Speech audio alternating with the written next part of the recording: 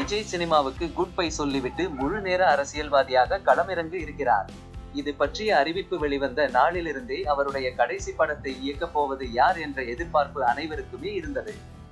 ஒரு பக்கம் அட்லி, மறுபக்கம் AR முருகதாஸ் என பல யூகங்கள் கிளம்பியது. அதற்கேற்றாற்போல் இப்படத்தை இயக்குவதற்கும் தயாரிப்பதற்கும் தற்போது கடும் போட்டியே நடந்து வருகிறதாம்.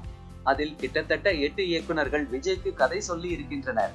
அது அனைத்தையும் பொறுமையாக கேட்ட விஜய் தற்போது ஒருவருக்கு நேரடியாக நோ என்று சொல்லி இருக்கிறார். அதைத் தொடர்ந்து இப்போது இந்த போட்டியில் 4 தெலுங்கு இயக்குனர்களும் 3 தமிழ் இயக்குனர்களும் இருக்கின்றனர். இவர்களின் கதைகள் அனைத்தும் தற்போது பரிசீலிக்கப்பட்டு வருகிறது. இன்னும் 2-3 நாட்களில் இயக்குனரை விஜய் லாக் செய்து விடுவார் என்று தகவல்கள் கசிந்துள்ளது. அதில் வெற்றிமாறன் வெற்றி பெறுவதற்கு அதிக வாய்ப்பு இருக்கிறது. ஏற்கனவே இந்த காம்போ எப்போது இணையும் என ரசிகர்கள் ஆவலுடன் எதிர்பார்த்து வந்தனர். அதில் விஜயின் கடைசி படத்தை இயக்கும் பெருமை வெற்றிமாறனுக்கு கிடைத்தால் சொல்லவே வேண்டாம். நிச்சயம் தளபதிக்கு தேசிய விருது கிடைப்பது உறுதி.